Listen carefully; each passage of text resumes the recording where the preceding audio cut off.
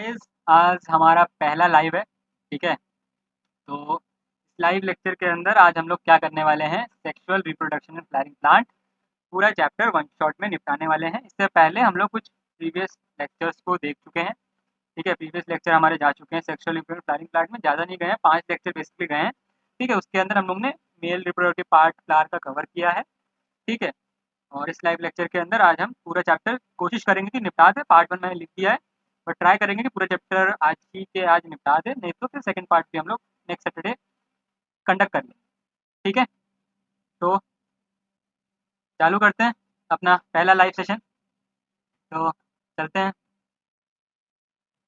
तो पहले live session में आज हम क्या आज हम पढ़ेंगे, चालू करेंगे आज हम पिस्टल से। इससे पहले हम लोग कवर कर चुके हैं अपना ये सारा पोर्शन आप देख सकते हो। पॉलन ग्रेन के बारे में पढ़ा था पिछले लेक्चर में, और माइक्रोस्पोरेंजियम, माइक्रोस्पोरोजेनेसिस, स्टेमेन के बारे में और मेल रिप्रोडक्टिव पार्ट के बारे में कर चुके हैं। और हम लोग ये किसके अंदर कर रहे थे, प्री फर्टिलाइजेशन इवेंट के अंदर सब पढ़ रहे थे। ठीक है, तो आज हम चालू करेंगे अपना फीमेल रिप्रोडक्टिव पार्ट, जो कि प्री फर्टिलाइजेशन इवेंट का हमारा सेकेंड कैरेक्टर है। ठीक है, फर्स्ट कैरेक्टर कौन था अपना, फर्स्ट कैरेक्टर था स्टेमेन। स्टेमेन के बारे में हम पढ़ लिया। अब हम पढ़ेंगे पिस्टिल के बारे में। तो चलिए चालू करते हैं। तो द पिस्टिल, मेगास्पोरेंजियम या ओव्यूल एंड एम्ब्रियो सैक।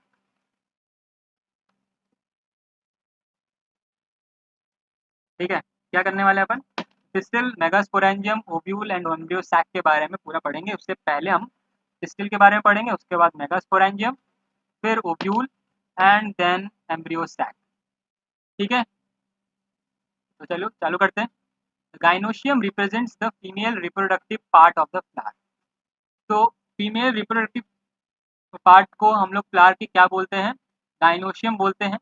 ठीक है, और द गाइनोशियम में consist of a single pistil. ठीक है, अब क्या बोला जा रहा है कि फीमेल रिप्रोडक्टिव पार्ट हमारा गाइनोशियम है। अब इस गाइनोशियम के अंदर क्या है, देखो पिस्टिल अगर ये है तो पिस्टिल के अंदर 3 कंपोनेंट आते हैं।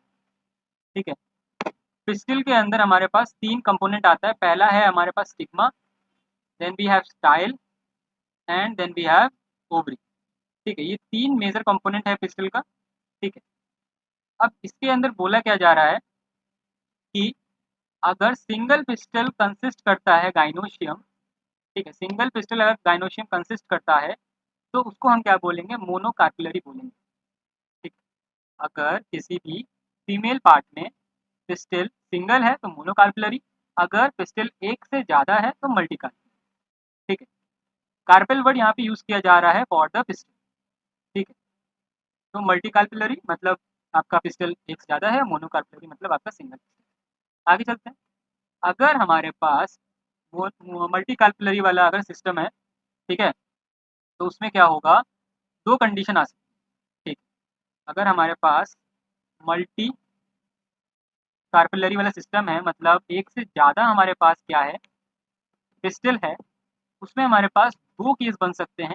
या तो वो सारे पिस्टल क्या होंगी, फ्यूज होंगी आपस में, या तो वो क्या होंगी, आपस में क्या रहेंगी, फ्री रहेंगी।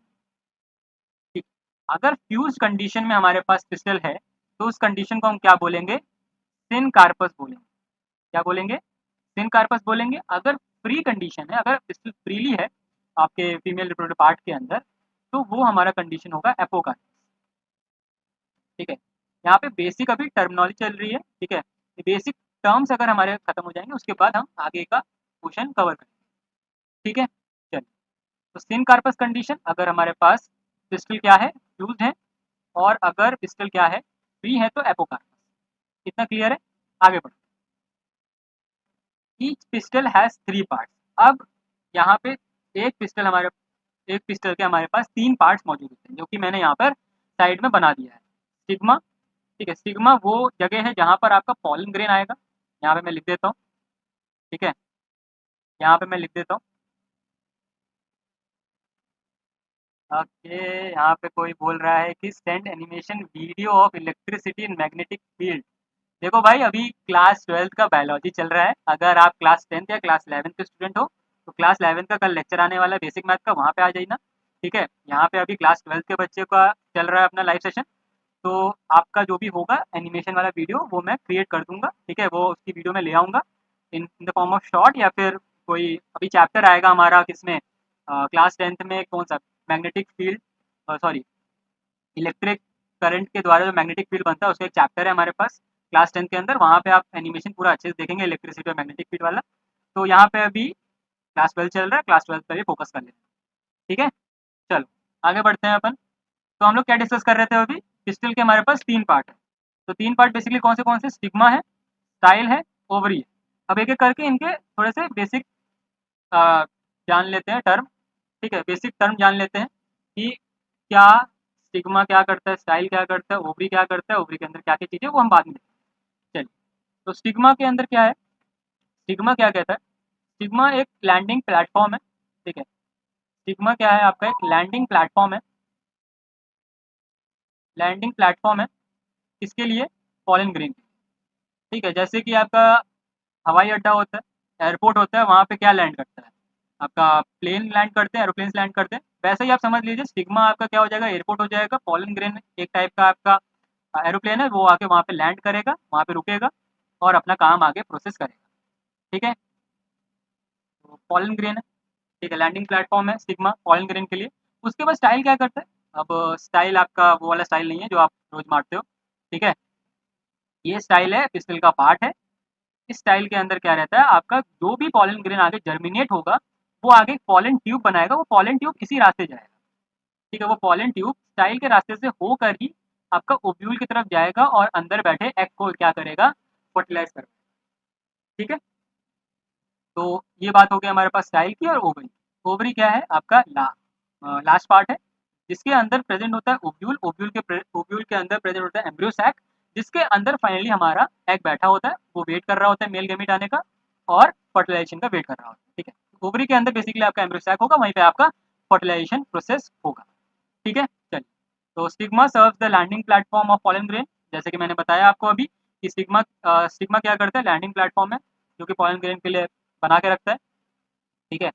The style is the elongated slender part beneath the stigma, यहाँ पे स्टाइल को बोल दिया है कि एक सिलेंडर पार्ट है, मतलब एक पतली सी लेयर है, ठीक है, पतली सी जगह है जो कि आपका स्टिग्मा के नीचे रहता है, बीनीथ मतलब नीचे, ठीक है, स्टिग्मा के नीचे, बीनीथ मतलब नीचे। अब the basal part, bulged part of the pistil is the ovary. अब क्या है ओवरी के बारे में आप बताएंगे, ओवरी क्या है, बेसल पार्ट है, बेसल पार्ट मतलब यहाँ पे आपका क्या हो जाएगा, बेसल पार्ट का मतलब है आपका सबसे लास्ट वाला पार्ट, जो बेस में मौजूद है, ठीक है, जो फ्लावर का फीमेल रिप्रोडक्टिव पार्ट का सबसे बेस वाला जो पार्ट है वो है ओवरी। और बल्ज मतलब हल्का सा, जैसे कि आप मटका देखते हो, ठीक है, मटका थोड़ा सा इस टाइप का होता है, स्पॉनर से थोड़ा बल्ज आउट होता है, मतलब थोड़ा सा चौड़ा होता है, ठीक है, गोलू गोलू मोलू होता है, वैसे ही आपका ओवरी भी है गोलू मोलू, ठीक है, नीचे से थोड़ा सा गोलू मोलू है आपका ओवरी, इसलिए इसको बल्ज बोला है, ठीक है। बल्ज मतलब आप कह सकते हो फूला हुआ, ठीक है, फूला हुआ, फूला हुआ जो भी पार्ट है आपका, ये आपका क्या हो जाएगा, ओवरी हो जाएगा। आगे चलते हैं। Inside the ovary is the ovarian cavity locule, the placenta is located inside the ovarian cavity. अब यहाँ पे क्या बोला गया है, ओवरी के अंदर क्या है, ओवेरियन कैविटी है जिसे हम लॉक्यूल बोलते हैं, ठीक है, लॉक्यूल बोलते हैं। और प्लासेंटा इस ओवेरियन कैविटी के अंदर क्या होता है, लोकेट। तो यहाँ पे हमें क्या मिल गया है, प्लासेंटा की लोकेशन मिल गई है, ठीक है। प्लासेंटा की लोकेशन कहाँ पर है, तो लोकेशन प्लासेंटा की कहाँ पर हो जाएगी, लॉक्यूल के अंदर मतलब ओवेरियन कैविटी, लॉक्यूल मतलब आपका ओवेरियन कैविटी। आई होप आपको मेरी वॉइस और वीडियो क्लियर हो रही होगी, ठीक है। अगर क्लियर है मेरी वॉइस और वीडियो तो एक बार मेरे को कमेंट सेक्शन में बता दो कि हाँ ऑडियो और वीडियो क्लियर है, ठीक है, तभी मेरे को समझ आएगा कि हाँ आपको मेरी आवाज़ आ रही है कि नहीं आ रही, ठीक है। ओवेरियन कैविटी, लॉक्यूल को हम क्या बोलते हैं, ओवेरियन कैविटी बोलते हैं। चलिए, अब यहाँ पर क्या बोला गया, recall the definition and the types of placenta that you studied in class 11, ठीक है। क्लास 11 के अंदर जो हम लोग ने प्लासेंटेशन के बारे में पढ़ा था उसको एक बार रिकॉल करते हैं, ठीक है। तो एक काम करता हूँ, मैं ब्लैंक स्लाइड ले लेता हूँ, वहाँ पे आपको इस प्लासेंटेशन, जितनी प्लासेंटेशन थी उसको मैं एक बार यहाँ पे लिख के आपको बता देता हूँ। एक मिनट मेरे को ब्लैंक स्लाइड लेने दो। तो यहाँ पे ब्लैंक स्लाइड लेते हैं। तो प्लासेंटेशन को हम लोग ने कहाँ देखा था? प्लासेंटेशन को हम लोग ने देखा था क्लास 11 के मॉर्फोलॉजी चैप्टर के अंदर। ठीक है, क्लास 11 के मॉर्फोलॉजी इन फ्लावरिंग प्लांट। ठीक है, इन फ्लावरिंग प्लांट के अंदर हम लोग ने ये टॉपिक को देखा था। अब प्लासेंटेशन का मतलब क्या है? ठीक है, पहले उसको समझ लेते हैं। अगर इसको भी ये कॉन्सेप्ट क्लियर होगा तो अच्छी बात है, नहीं होगा तो यहाँ पे एक बार देख लीजिएगा और बाद में जाकर रिवाइज करेंगे।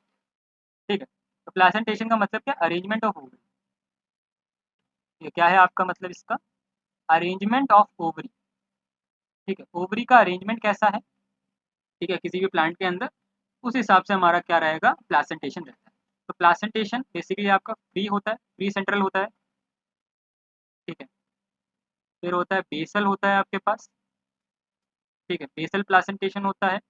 प्री सेंट्रल हो गया, बेसल हो गया, ठीक है, पैराइटल हो गया,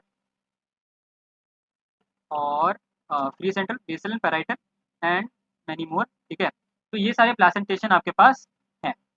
अब इन प्लासेंटेशन के बारे में यहाँ पे बोला है कि इसी को हमें रिकॉल करना था। ठीक है, तो सिंपल था, प्लासेंटेशन की डेफिनेशन रिकॉल करनी थी, रिकॉल कर ली कि ओवरी का अरेंजमेंट कैसा है, उस हिसाब से हमारा प्लासेंटेशन होता है। तो चलिए यहाँ पर हमारे पास कुछ डायग्राम से पहले उसको देख लेते हैं।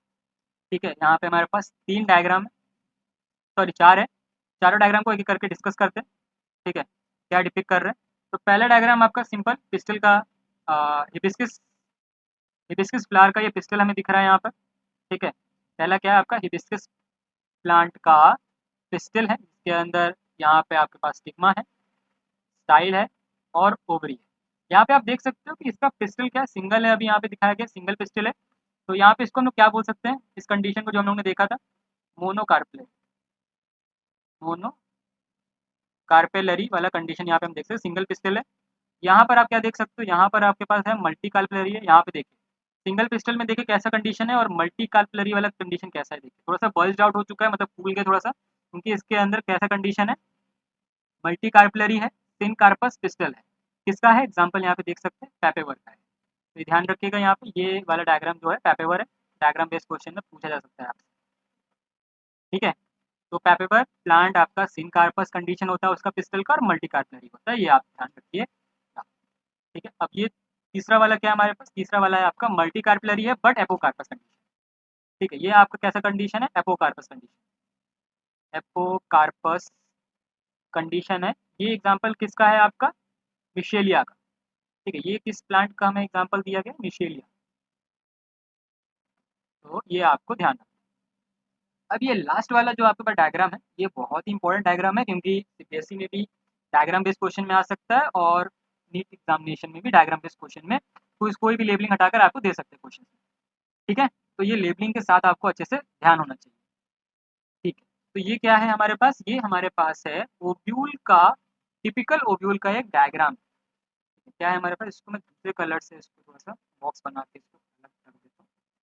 ठीक है, ये हमारे पास क्या है? ओव्यूल का डायग्राम। ठीक है, तो ये हमारे लिए थोड़ा सा इंपॉर्टेंट होगा for CBSE purpose also and for NEET purpose. ठीक है, तो इसके डायग्राम को हम खुद बना के देखेंगे। ठीक है, ताकि हमें और अच्छे से समझ आए। तो पेन पेपर जो भी है, पेंसिल पेंसिल जो भी निकालना है निकाल लो, और मेरे साथ बैठ कर डायग्राम बनाओ। ठीक है, ये हमारे पास पहले इसके बारे में जान लेते हैं। क्या है? ये हमारे पास ओव्यूल का डायग्राम है। ठीक है, और ये उसकी लेबलिंग है। ठीक है, अब बट यहाँ पर एक चीज़ और लिखी है, एनाट्रोपस ओव्यूल। अब ये एनाट्रोपस ओव्यूल होता क्या है? ठीक है, बेसिकली यहाँ पे जो कंडीशन बनाई गई है ओव्यूल की, वो एनाट्रोपस नहीं है, ध्यान रखिएगा।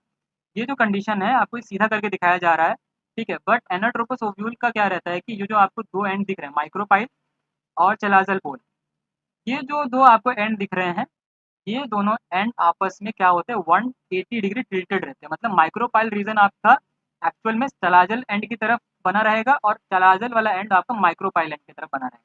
अभी एनाट्रोपस ओव्यूल में आपको अच्छे से बना के दिखाता हूँ कैसा है। ठीक है, चले बना लिया जाए, फिर उसको एक बार बाद में उसकी लेबलिंग को अच्छे से देखें। ठीक है, चलते हैं। यहाँ पे मेरे को ब्लैंक्स, तो यहाँ पे हम डायग्राम बनाने वाले हैं। तो देखिए मैं इसको 180 डिग्री टिल्ट करके बना रहा हूँ। ठीक है, आपको भी वैसे ही बनाना है। तो डायग्राम थोड़ा सा देखते हैं कैसा बनता है हमसे। ठीक है, पेंसिल होता तो बना देता अच्छे से। डिजिटल स्लेट है भाई, देखते हैं अच्छा डायग्राम बनेगा तो लाइक कर देना भाई। डायग्राम अच्छा बना तो लाइक करना। और हाँ, अगर आपको ये लाइव सेशन अच्छा लग रहा है तो प्लीज़ लाइक कर दीजिए सेशन को, और चैनल को कर दीजिए सब्सक्राइब, क्योंकि ऐसे हर सैटरडे संडे हम लोग लाइव आएंगे और लेक्चर्स भी जाएंगे, और बेहतरीन शॉर्ट्स तो जा ही रहे हैं, मुझे पता है शॉर्ट्स पे आप कितना प्यार दिखाते हो। ठीक है, वैसे ही आपको इस सेशंस में और लेक्चर्स में भी आपको वैसे ही प्यार दिखाना है, और चैनल को सब्सक्राइब करना है। ठीक है, बस इतना सा काम करना है, ज़्यादा कुछ नहीं। एक लाइक बटन हिट कर दो, चलो इसी बात पे। ठीक है, चलिए। तो ये आपका क्या हो गया, आपका ये हो गया बेसिक सा। यहाँ पर मैं बनाने जा रहा हूँ। ठीक है, थोड़ा सा डायग्राम गलत भी हो सकता है क्योंकि उल्टा बना रहा हूँ मैं। ठीक है, ये हो गया हमारे पास एलिमेंट्स।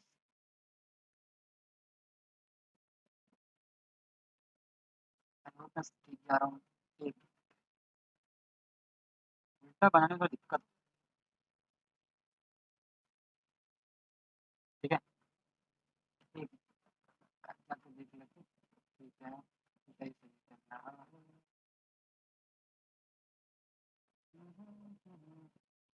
ठीक, यहाँ पे सब कुछ है हमारे पास।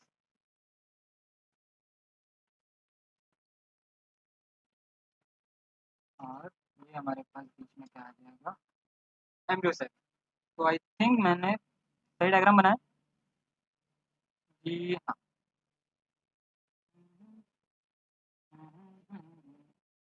आई थिंक क्लिनिकल, क्लिनिकल ये हो जाएगा, और इसके ऊपर कवरिंग आ जाएगी।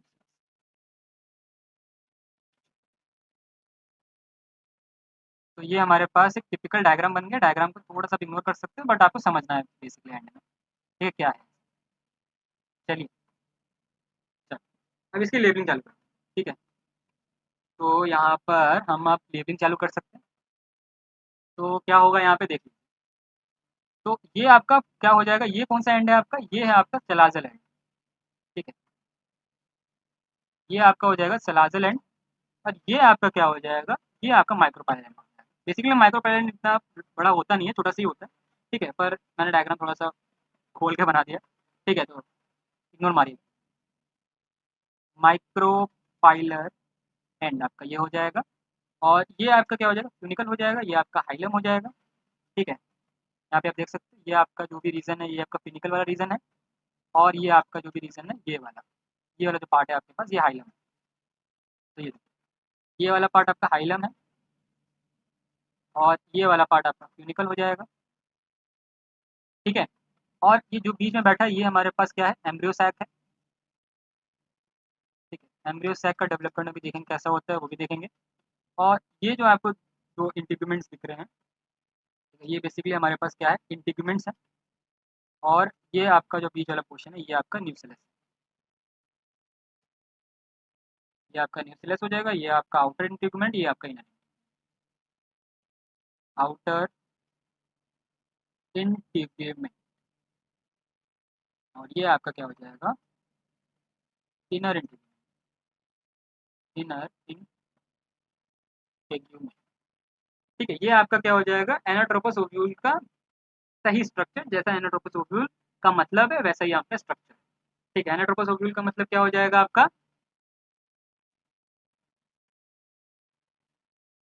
सर फ्यूनिकल ओवर होता है। मैं समझ नहीं पा रहा हूँ आप कहना क्या चाहते हो। फ्यूनिकल के बारे में जानना है तो अभी बताता हूँ क्या है। ठीक है, अगर आप फ्यूनिकल के बारे में पूछ रहे हो तो मैं आपको बता देता हूँ। फ्यूनिकल आपका बेसिकली प्लासेंटा से अटैच होता है। ठीक है, जो कि आगे जाकर फूड, जब भी फर्टिलाइजेशन होने के बाद फ्रूट और फूड उसी से बनता है। ठीक है, अटैच होता है बेसिकली आपका ओव्यूल से। ठीक है, प्लासेंटा और ओव्यूल को अटैच करने वाला जो जंक्शन होता है वो आपका फ्यूनिकल ही होता है।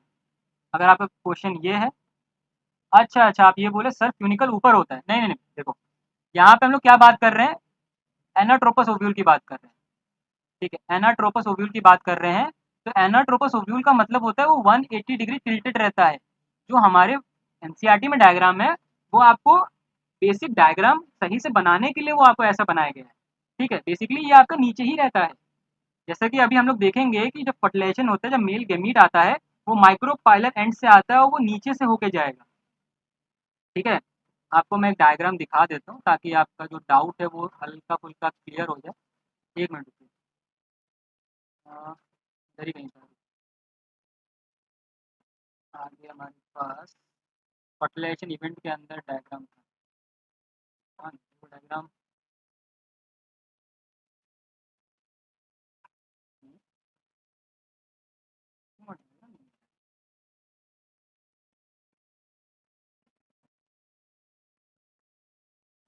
ओके, आई थिंक वो डायग्राम लगाया नहीं मैंने, तो कोई बात नहीं, आपको बता देता क्या होता है।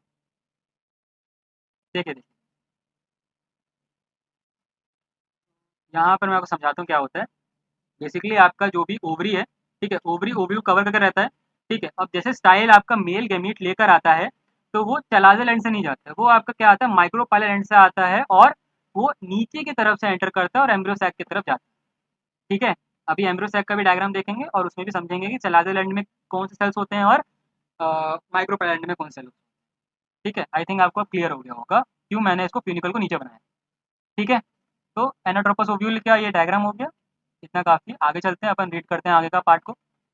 चलिए, arising from the placenta are the megasporangia, commonly called ovules. The number of ovules in an ovary may be one.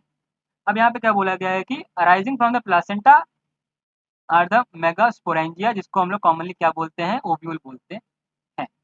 ठीक है, प्लासेंटा से ही आपके जाकर आगे जाकर क्या होगा, ओव्यूल अराइज होगा। ठीक है, प्लासेंटा से क्या अटैच है, ओव्यूल अटैच है, जैसे कि मैंने बताया फ्यूनिकल्स के द्वारा। अब क्या होता है कि नंबर ऑफ ओव्यूल ओवरी के अंदर वन भी हो सकते हैं और ज़्यादा भी हो सकते हैं। ठीक है, किसी भी ओव्यूल के अंदर आपका जो भी ओवरी है, ठीक है, ओव्यूल जो भी है किसी भी ओवरी के अंदर या तो एक हो सकता है या तो मैनी ओव्यूल हो सकता है। एक से ज़्यादा भी ओव्यूल आपका देखा जा सकता है। अगर वन ओव्यूल केस देखें तो उसके एग्जाम्पल क्या हो जाएंगे, यहाँ पे हमारी एनसीईआरटी 3 एग्जाम्पल देती है, उसको आपको ध्यान रखना है। ठीक है, उससे ज़्यादा एग्जाम्पल आपको ध्यान नहीं रखना है। ठीक है, जितना आपकी एनसीईआरटी बोले उतना आपको मान के चलना है। ठीक है, ज़्यादा पढ़ेंगे तो संकट में पढ़ेंगे। ठीक है, तो व्हीट हो गया, पैडी हो गया, मैंगो। ठीक, ये आपके कौन से कंडीशन है, ये आपका एक ओवरी के अंदर एक ओवरी। ठीक है, ये कंडीशन है एक ओवरी के अंदर एक ओवरी। अब मैनी ओव्यूल वाला कंडीशन क्या है भाई, एक के साथ एक। ठीक है, एक ओवरी के अंदर आपके पास बहुत सारे ओव्यूल आपको मिलते हैं। ठीक है, तो क्या हो जाएगा यहाँ पर, तो मैनी ओव्यूल वाला जो केस है आपका वो आपको देखने को मिलेगा पपाया के अंदर, वाटरमेलन के अंदर। ठीक है, वाटरमेलन के अंदर और ऑर्किड के अंदर। ठीक है, ये आपके क्या हो जाएंगे, मैनी ओव्यूल वाले केस के क्या हो जाएंगे, एग्जाम्पल हो जाएंगे। आपको इसको ध्यान रखना है, कोई शॉर्ट ट्रिक बना लो। ठीक है, अगर ऐसे याद हो जाता है ऐसे भी याद कर। ठीक है, चलिए आगे चलते हैं। अब बात करते हैं ओव्यूल के बारे में। ओव्यूल की डायग्राम हम लोग देख लिया, अब यहाँ पे समझना बहुत ईजी हो जाएगा ओव्यूल को। ठीक है, क्योंकि हम लोग डायग्राम अभी देख कर रहे हैं। चलिए, तो यहाँ पे देखिए, let us familiarise ourselves with the let us familiarize ourselves with the structure of typical angiosperm ovule। अब हम लोग क्या करने वाले हैं, थोड़ा सा ओव्यूल के साथ रूबरू करने वाले हैं। ठीक है, थोड़ा गुफ्तगू करेंगे अपने ओव्यूल के साथ, ओव्यूल के साथ थोड़ा सा फेमिलियर होंगे कि ओव्यूल को पहले जान ले, उसके बाद उसके अंदर के प्रोसेस को जानेंगे, क्योंकि पहले जान पहचान बनानी जरूरी होती है किसी भी चीज़ को पढ़ने से पहले। ठीक है, the ovule is a small structure attach to the placenta by means of stalk called funicle. ठीक है, अब क्या है हमारे पास, ओव्यूल क्या है, प्लासेंटा के द्वारा। ठीक है, प्लासेंटा ओव्यूल को पकड़ के रखता है, जैसे कि मैंने बताया था कि प्लासेंटा क्या करता है, ओव्यूल को अटैच करके रखता है। किससे, प्लासेंटा ओव्यूल को अटैच करके रखता है बाय द मीन्स ऑफ ट्यूनिकल। ट्यूनिकल ही है जो जंक्शन बनाता है प्लासेंटा और ओव्यूल के बीच में। ठीक है, the body of ovule fuses with the funicle in the region of hilum. ठीक है, अब क्या बोला है, बॉडी क्या है फ्यूनिकल की, हाइलम के रीजन क्या होता है, फ्यूज हो जाता है, फिर आगे जाकर अपना स्ट्रक्चर जो ओव्यूल का है वो देखते हैं हम। ठीक है, तो क्या हो रहा है, ओव्यूल फ्यूज कर रहा है with the funicle in the region of hilum. Thus, hilum represents the junction between ovule and funicle. तो यहाँ पे क्या बोला गया है कि हाइलम क्या करता है, रिप्रेजेंट करता है junction between ovule and funicle. तो यहाँ पे क्वेश्चन बन सकता है आपसे कि ओव्यूल और फ्यूनिकल के बीच का जंक्शन क्या है। ठीक है, ओव्यूल और ट्यूनिकल के बीच के जंक्शन को रिप्रेजेंट किससे किया जाता है, तो आपका आंसर होगा हाई। ठीक है, आगे चलते हैं। Each ovule has one or two protective envelope called integuments. अब यहाँ पर क्या है, हर ओव्यूल के पास एक से दो प्रोटेक्टिव क्या है, एक से दो प्रोटेक्टिव एनवेलप है, जिसको हम लोग क्या बोलते हैं, इंटीग्यूमेंट्स बोलते हैं। ठीक है, अब ये इंटीग्यूमेंट्स क्या करती है, ओव्यूल को प्रोटेक्ट करती है। अब integument encircle the nucellus except at the tip of the small opening called micropyle is organise. अब इसके बारे में समझते हैं, इसको तो डायग्राम के बेस में समझते हैं ताकि आपको अच्छे से क्लियर हो। अब ये जो इंटीग्यूमेंट्स हैं, ये जो इंटीग्यूमेंट्स मैंने जो बनाई है, ठीक है, ये इंटीग्यूमेंट्स ओव्यूल को पूरा ऊपर से कवर नहीं करती। ठीक है, यहाँ से ऊपर से इसको कवर नहीं करती, हल्का सा यहाँ पे बेसिकली जगह छूटा रहता है। इसी पार्ट को हम लोग क्या बोलते हैं, माइक्रोपाइलर रीजन बोलते हैं। ठीक है, ओपनिंग कॉल्ड माइक्रोपाइलर ऑर्गेनाइज होता है। Opposite the micropylar end is the chalaza representing the basal part of the ovule. अब यहाँ पे क्या बोला गया है कि चलाजा क्या है आपका, रिप्रेजेंट कर रहा है बेसल पार्ट ओव्यूल का। ठीक है, तो यहाँ पर आपका कंडीशन है कि बेस में क्या है आपका, चलाजल एंड है। ठीक है, ओव्यूल का जो बेस है, ये ओव्यूल है, इसका जो बेस है वो आपका चलाजल एंड डिनोट करता है। ठीक है, आगे चलते हैं। अब enclosed within the integument is a mass of a cell called nucellus. जो भी आपका इंटीग्यूमेंट के अंदर जो भी मास सेल है, ये वाला, तो मैं दूसरे कलर से आपको दिखाता हूँ, पिंक। ठीक है, ये जो आपका इंटीग्यूमेंट के अंदर जो भी मास सेल है, ये आपका क्या है, न्यूसेलस है। और न्यूसेलस का कोई एक सेल आगे जाकर मियोसिस कर कर आपका क्या बनाएगा, एम्ब्रियो सैक बनाएगा, जो कि आपका फीमेल गैमेटोफाइट। ठीक है, cells of the nucellus have abundant reserve food material. अब जो न्यूसेलस वाला सेल है, उसके पास क्या है, आपके उसके पास अबेंडेंट है क्या, रिजर्व फूड मटेरियल बहुत ज़्यादा है। ठीक है, जो कि आगे आपका न्यूट्रिशन देने में हेल्प करेगा, किसको, डेवलपिंग एम्ब्रियो सैक। ठीक है, located in the nucellus is the embryo sac और फीमेल गैमेटोफाइट। अब यहाँ पे क्या बोला गया है कि न्यूसेलस आगे जाके डिवाइड करके क्या बनाएगा, न्यूसेलस को एक सेल आगे जाकर डिवाइड करके क्या बनाएगा, आपका फीमेल गैमेटोफाइट बनाएगा इन द माइक्रोपाइलर रीजन, और वो आपका न्यूसेलस के अंदर ही लोकेट होगा। An ovule generally has a single embryo sac formed from a megaspore. अब क्या है आपका ओव्यूल, क्या है, ओव्यूल जनरली आपका क्या है, सिंगल एम्ब्रियो सैक बनाता है। उसके अंदर सिंगल एम्ब्रियो सैक है, जो कि आगे जाकर सॉरी मेगास्पोर से फॉर्म हुआ है। मेगास्पोर से आपका एम्ब्रियो सैक फॉर्म हुआ है। अब उसका हम लोग देखने वाले हैं। यहाँ तक क्लियर है तो थम्स अप कर दीजिएगा और लाइक कर दीजिएगा, क्योंकि इसके बाद हम लोग पढ़ने वाले हैं मेगास्पोरोजेनेसिस। तो जैसे कि हम लोग ने स्टेमेन के अंदर माइक्रोस्पोरोजेनेसिस देखा था कि वहाँ पे माइक्रोस्पोर मदर सेल आपका पॉलन ग्रेन डेवलप कर रहा है। अब यहाँ पे मेगास्पोरोजेनेसिस से क्या होगा, मेगास्पोर मदर सेल आपका डेवलप करेगा एक एम्ब्रियो सैक पूरा का पूरा, और उस एम्ब्रियो सैक के अंदर आपका मौजूद होगा एग। ठीक है, चलो पूरे प्रोसेस को अच्छे से ऑब्जर्व करके देखते हैं। ठीक है, चलिए। Megasporogenesis the process of formation of megaspores from the megaspore mother cell. Megaspore का हम लोग जन्म करेंगे, फॉर्म करेंगे from the megaspore mother cell, is called megasporogenesis. Simple सा बेसिक डेफिनेशन है। Ovules generally differentiate a single megaspore mother cell in the micropylar region। तो ये बेसिकली डायग्राम से, इसको डायग्राम पे बाद में आएंगे, पहले पूरा खत्म कर लेते हैं। Of the nucellus. अब यहाँ पे क्या बोला गया है, यहाँ पे बोला गया है कि ओव्यूल जनरली क्या करता है, सिंगल मेगास्पोर मदर सेल को डिफरेंशिएट करता है, जो कि माइक्रोपाइलर रीजन में है ऑफ द न्यूक्लियस। ठीक है, it is the largest cell, large cell containing dense cytoplasm. अब देखो क्या कर रहा है, अब मेगास्पोर क्या कर रहा है, मेगास्पोर मदर सेल कन्वर्ट हो रहा है आपका। ठीक है, मेगास्पोर मदर सेल यहाँ पे डिफरेंशिएट हो रहा है माइक्रोपाइल रीजन के अंदर, वो भी न्यूसेलस के अंदर। तो न्यूसेलस को क्या होना पड़ेगा, उसका साइटोप्लाज्म डेंस होना पड़ेगा और प्रोमिनेंट न्यूक्लियस होना चाहिए उसके पास। ठीक है, थिक न्यूक्लियस मतलब उसका न्यूक्लियस प्रोमिनेंट होना चाहिए और डेंस साइटोप्लाज्म होना चाहिए, क्योंकि वो आगे जाकर भाई फीमेल गैमेटोफाइट को जन्म देने वाला है, मतलब मेगास्पोर बनाने वाला है। ठीक है, तो megaspore mother cell undergoes meiotic division। What is the importance of meiotic division? sorry, microspore mother cell undergoing meiosis. Meiosis result in the production of 4 megaspore mother cell. अब यहाँ पे क्वेश्चन पूछा है कि क्यों इम्पोर्टेंट है मेगास्पोर मदर सेल को meiosis करने के लिए। अब इम्पोर्टेंट इसलिए है क्योंकि मेगास्पोर मदर सेल जाकर आपका आगे जाकर फीमेल गैमेटोफाइट बनने वाला है, तो वो मियोसिस प्रोसेस से ही होगा, क्योंकि न्यूक्लियस आपका क्या है, डिप्लॉयड है, 2n है, ठीक है। अगर यहाँ पे अगर हम क्या करते हैं, माइटोटिक डिवीजन कर दे, तो वो 2n का 2n ही रहे। मियोसिस करने के बाद क्या हो जाएगा, ये 4 डॉटर सेल में, 4 डॉटर स्पोर्स में कन्वर्ट हो जाएगा, जिसकी प्लॉइडी क्या होगी, एन होगी, हैप्लॉइड होगी।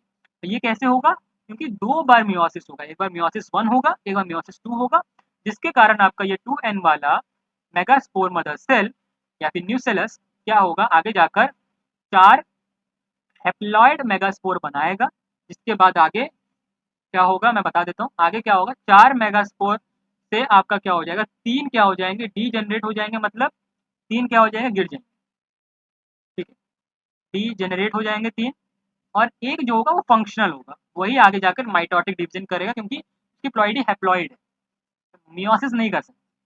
ध्यान रखिएगा, मियोसिस और माइटोटिक डिवीजन आप जैसे पढ़कर आए हो सेल साइकिल डिवीजन के अंदर, तब पर मैं आपको छोटी सी बात बता दूं, ठीक है।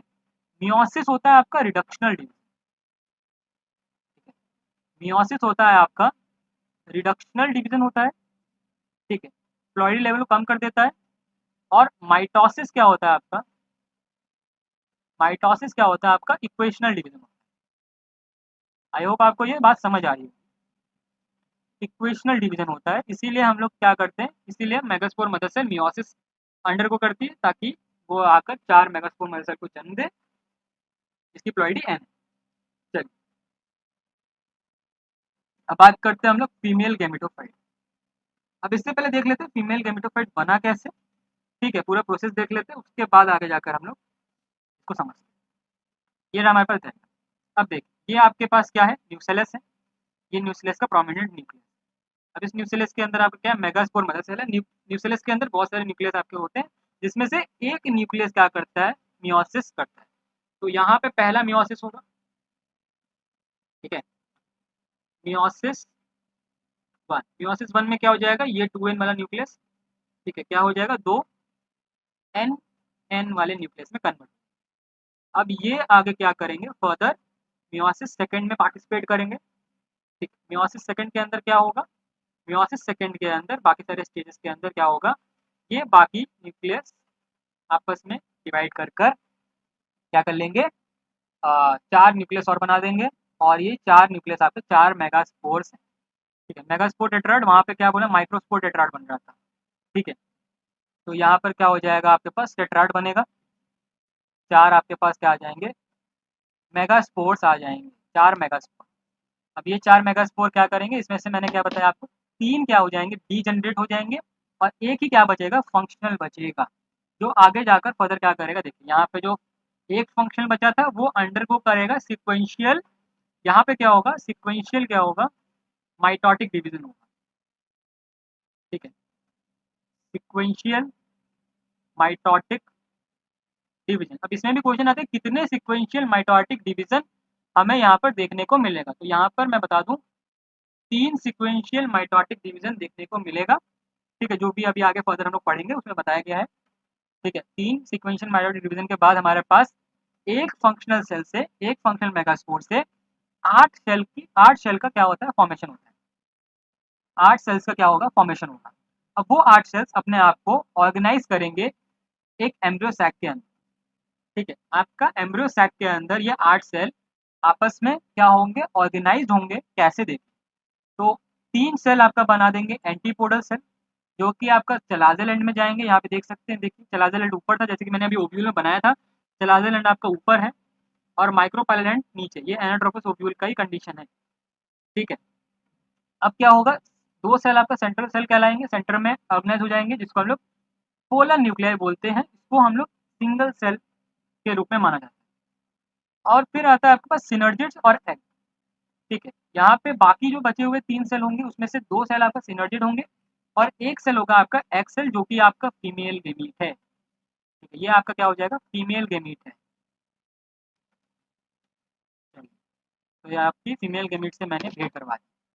ठीक है, तो ये 2 सिनर्जिड। अब अरेंज कैसे होते हैं वो भी देखो। एंटीपोडल सेल आपका चलाजर एंड में चले जाएंगे। सिनर्जिड, 2 सिनर्जिड, उसके ऊपर एक एक्सेल जो कि आपका माइक्रोपाइलर एंड के तरफ चला जाएगा। अब इस सिनर्जिड के पास क्या रहेगा, फिलीफॉर्म अपैरेटस रहेगा। अब इसका काम क्या होगा, अब ये फिलीफॉर्म अपैरेटस का काम होता है सॉरी मेल गैमीट जो आएगा उसको रास्ता दिखाना और उसको एक्स तक पहुंचाना, उसके बाद ही डीजनरेट होगा, उससे पहले डीजनरेट नहीं होगा। ठीक है, फिलीफॉर्म अपैरेटस का भी हम लोग फंक्शन देखेंगे आगे। तो ये काम हो गया। चलिए, तो ये सिनर्जिड्स हो गया, सिनर्जिड सेल्स हो गया, एक्सेल हो गया। ये आपका क्या हो जाएगा, एम्ब्रियो सैक का, ये मैच्योर एम्ब्रियो सैक का क्या हो जाएगा, डायग्राम। अब मैच्योर एम्ब्रियो सैक तक पहुंचने के लिए बहुत सारा फूड रिजर्व चाहिए जो कि आपके पास न्यूक्लियस के पास होता है, जैसे कि हम लोगों ने अभी देखा। ठीक है, तो ये बात। अब ये आपको 8 न्यूक्लिएटेड स्टेज दिख रहा है, सबके पास अपना अपना एक न्यूक्लियस। तो टोटल 8 सेल, 8 न्यूक्लियस। बट हम लोग के पास ये जो कंडीशन है ये 7 सेल्ड है एंड 8 न्यूक्लियस। आप बोलोगे भैया ये क्या बोल रहे हो।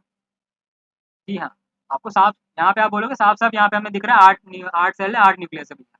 आप गलत बोल रहे हो, मैं गलत बोल रहा हूँ। बट एनसीईआरटी भी यही बोलती है, एनसीईआरटी बोलेगा वो हम बोल, क्यों बोल रहे हैं एनसीईआरटी मैं बता। ठीक है, अब ये आपके पास दो जो पोलर न्यूक्लियाई है ना, इनका क्या होता है, न्यूक्लियस आपस में क्या हो जाएगा, फ्यूज हो जाता है। आपस में ये क्या करते हैं, एक सेल बना लेते हैं। ठीक है, ये आपस में एक सेल बना लेते हैं जिसको हम लोग पोलर न्यूक्लियाई बोलते हैं, और ये सेंटर में अरेंज होता है।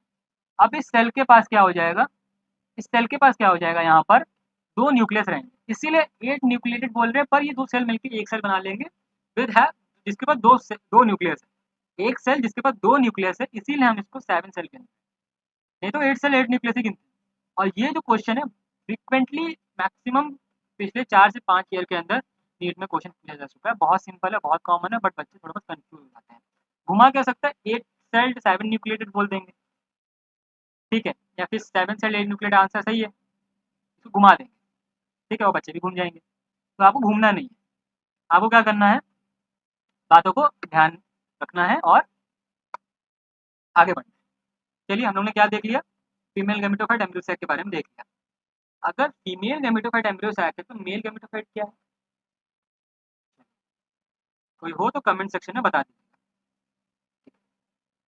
मेल गैमेटोफाइट बता देता हूँ बेसिकली। ठीक है, अगर आपको पता है तो आप यस आंसर कर दीजिए। चलिए, तो मेल गैमेटोफाइट क्या है आपके पास, पॉलन ग्रेन। पॉलन ग्रेन आपका मेल गैमेटोफाइट। ठीक है, ध्यान रखिए। बेसिकली गैमेटोफाइट का मतलब क्या होता है, गैमेटोफाइट आपका बाद में जाकर मेल गैमेट ही बना है। गैमेटोफाइट के अंदर मेल गैमेटोफाइट के अंदर मेल गैमेट और फीमेल गैमेट स्टोर रहता है, इसीलिए हम लोग गैमेटोफाइट बोलते हैं।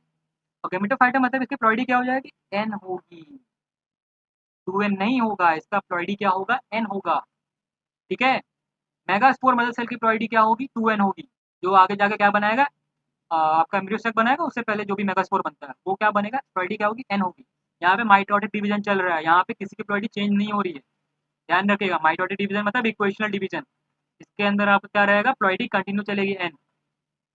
चलिए आगे चलते हैं, अब बात करते हैं फीमेल गैमेटोफाइट।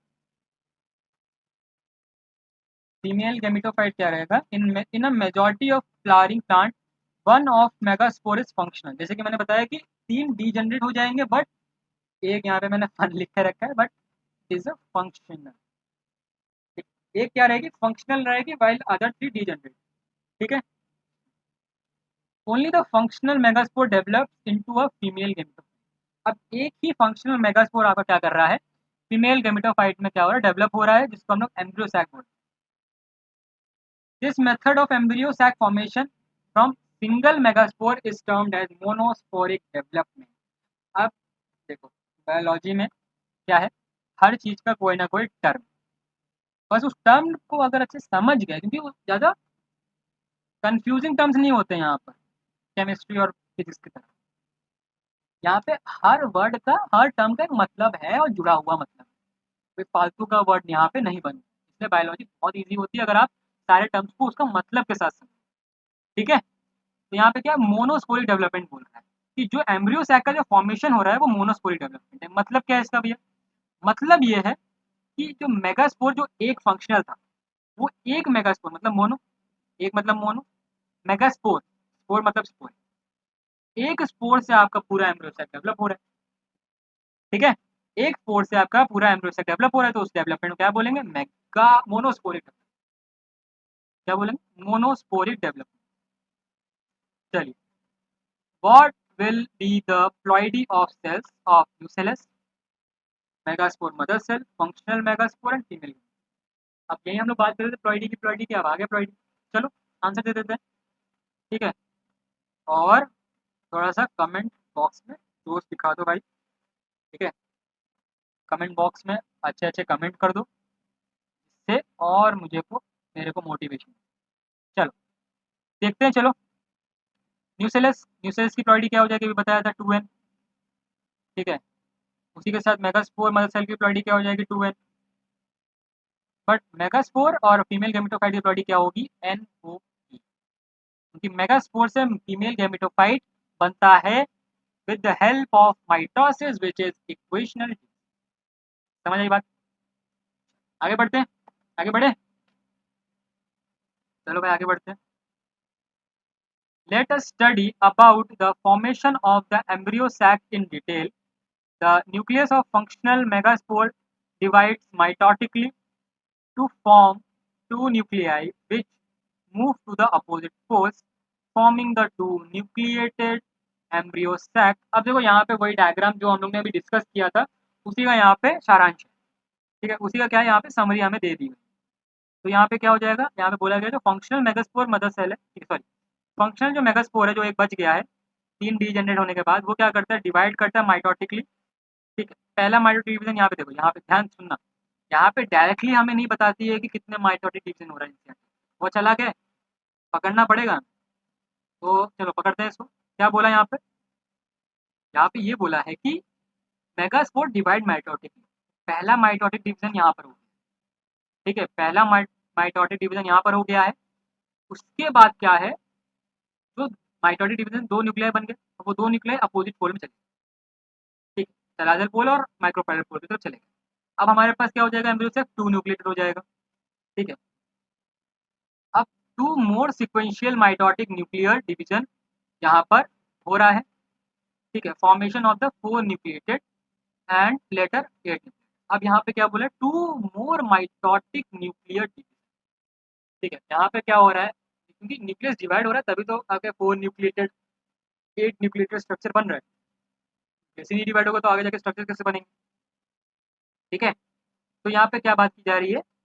4 न्यूक्लिएटेड और 8 न्यूक्लिएटेड आपका बन जाएगा एम्ब्रियो सेक। कब? जब आपके 2 और माइटोटिक डिवीजन होंगे। तो कुल मिला कितने हो गए? 2 यहाँ पर, 1 यहाँ पर। जैसे कि मैंने बोला था 3 माइटोटिक डिवीजन हमें लगते हैं एक एम्ब्रियो सेक को बनाने में, एक फंक्शनल मेगास्पोर। एक फंक्शनल मेगास्पोर से आपका 8 न्यूक्लिएटेड स्ट्रक्चर वाला एम्ब्रियो सेक बन जाता है। ठीक है, तो नेचर भी कितनी कमाल की चीज है ना।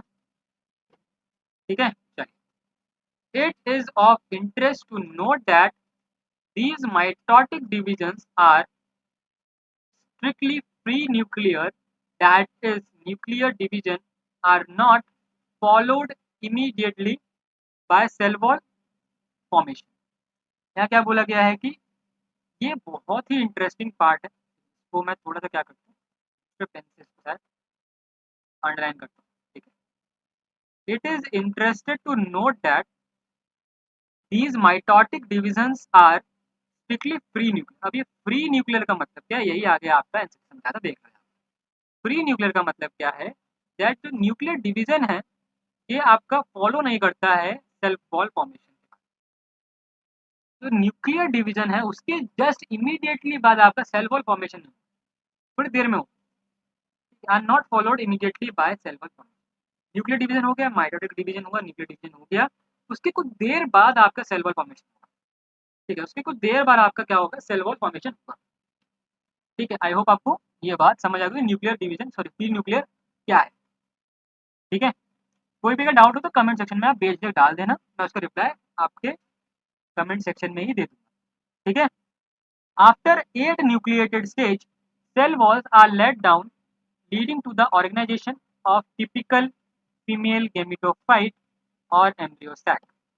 अब यहाँ पे क्या बोला गया है कि 8 न्यूक्लिएटेड स्टेज क्या एम्ब्रियो सैक बनने के बाद cell walls are laid down leading to the organisation of typical female gametophyte.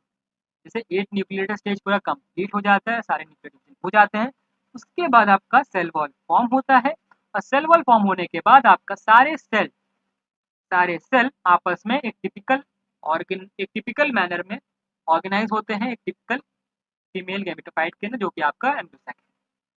ठीक है, अब observe the distribution of cells inside the embryo sac. 6 of the 8 nuclei are surrounded by cell walls and organized into a cell। अब यहाँ पर क्या है, out of 8 nuclei आपके 6 nucleus क्या होते हैं, सेल वॉल के अंदर ऑर्गेनाइज हो जाते हैं। ये देखिए, इनके अराउंड सेल वॉल प्रेजेंट है, इसके अराउंड सेल वॉल प्रेजेंट है। ये देखिए, ये न्यूक्लियस है, इसके अराउंड ये रहा सेल वॉल इसका, ये न्यूक्लियस, इसका सेल वॉल ये रहा। ठीक है, ये रहा न्यूक्लियस, इसका सेल वॉल ये देखो, हर एक न्यूक्लियस का। ठीक है, बाकी बचे जो है वो बिना सेल वॉल घूमते रहते हैं, मेले है ना। जैसे अभी आप लोग कुछ नहीं कर रहे हो, बस बैठे हो, प्रवचन सुन रहे हो। ठीक है, चलो आगे चलो, आगे चलो, आगे देखो क्या बोल रहा है। तो यहाँ पे 6 सेल आपके क्या हो जाएंगे, सेल वॉल के साथ सराउंड हो जाएंगे। बाकी जो बचा 2 है वो आपका पोलर न्यूक्लियाई है, are situated belong to the egg apparatus in the large central cell. अब यहाँ पे इतना समझ आ गया, पोलर न्यूक्लियाई आपका सिचुएटेड हो जाता है सेंट्रल सेल के अंदर। अब यहाँ पर बोला गया है कि below the egg apparatus. Below the egg apparatus का मतलब क्या है? ठीक है, अपैरेटस मतलब, अपैरेटस मतलब, अब ये माइक्रोपाइलर रीजन है, ये आपका पूरा एग अपैरेटस कहलाता है, सिनर्जिड विद एग। उसके नीचे तो है ये। ठीक है, उसी के नीचे आपका ये क्या मौजूद है, एग है। ठीक है, पोलर न्यूक्लियाई है, तो ये बात बोला जा रहा है यहाँ पे। अब these there is a characteristic distribution of the cell wall cells within the embryo sac। अब यहाँ पे क्या हो रहा है कि कैरेक्टरिस्टिक डिस्ट्रीब्यूशन है आपका सेल्स का किसी भी एम्ब्रियो सैक के अंदर। 3 cells are grouped together at the micropylar end and constitute the egg apparatus। अब यहाँ पे क्या बोला गया है कि देखो, अब यहाँ पे एग apparatus के बारे में बताया कि जो 3 सेल है जो आपस में क्या हो रहा है, ग्रुप हो रहे हैं माइक्रोपाइलर एंड की तरफ, जो कि एक अपैरेटस बना रहा है। अब इस एग अपैरेटस के पास क्या मौजूद है, देखते क्या मौजूद है भाई। एग अपैरेटस के पास है 2 सिनर्जिड और एक एक्सेल। ठीक है, एक एक्सेल और 2 सिनर्जिड आपके पास इसके पास मौजूद है। अब the synergids have special cellular thickenings at the micropylar tip called filiform apparatus. ठीक है, अब क्या है, इस माइक्रोपाइलर टिप पर क्या है आपका फिलीफॉर्म अपैरेटस मौजूद है। ठीक है, अब ये स्पेशल सेलुलर थिकनिंग है। ठीक है, स्पेशल सेलुलर थिकनिंग है जो कि आपका filiform apparatus, which play an important role in guiding the pollen tube into the synergy. जैसे कि मैंने बताया था कि यहाँ पे क्या काम करता है, पॉलन ग्रेन, पॉलन ट्यूब जो बनता है पॉलन ग्रेन से, उसको गाइड करता है, मेल गैमीट को रास्ता दिखाता है ताकि वो अपनी मंजिल तक पहुंच सके और अपने होने वाली वाइफ से मुलाकात कर सके, जो कि आपका एग वेट कर रही है ना। गाना गाते हुए आएगा आपका वो, कौन सा, दिल वाले दुल्हनिया ले जाएंगे गाना, डोली सजा के रखना। ठीक है, तो पॉलन ट्यूब अपनी बारात लेकर आएगा, फिलीफॉर्म अपैरेटस का स्वागत करेगा और उसको अपने होने वाली वाइफ एग के पास पहुंचा देगा और मेल गैमीट वहां पे जाके फ्यूज।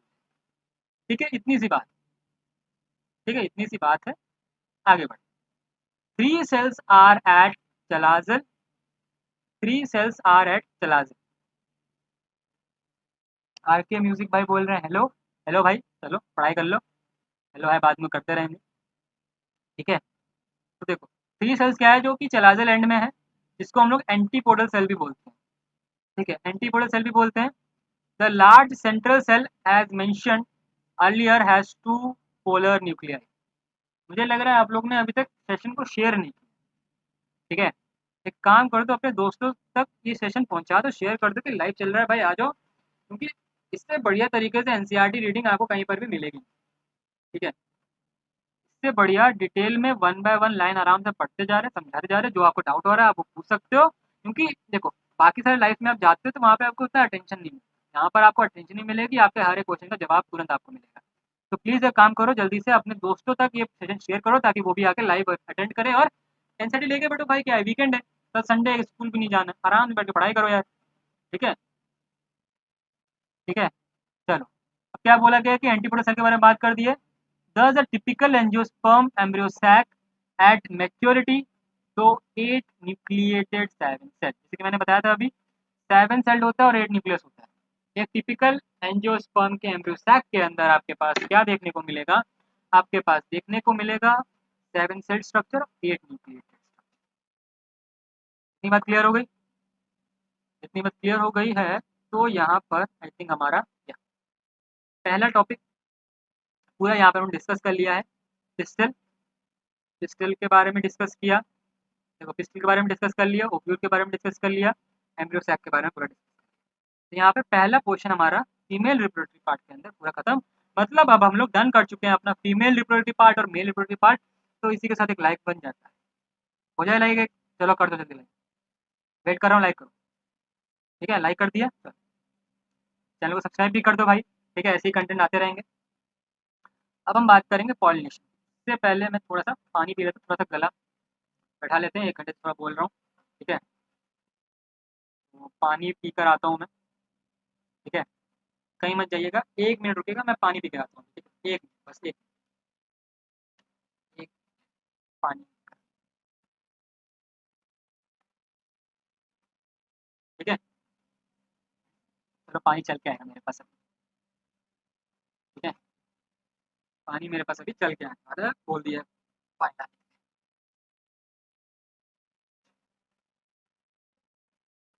उसके बाद हम लोग पॉलिनेशन चालू करेंगे और ऐसे ही पूरा चैप्टर खत्म करेंगे।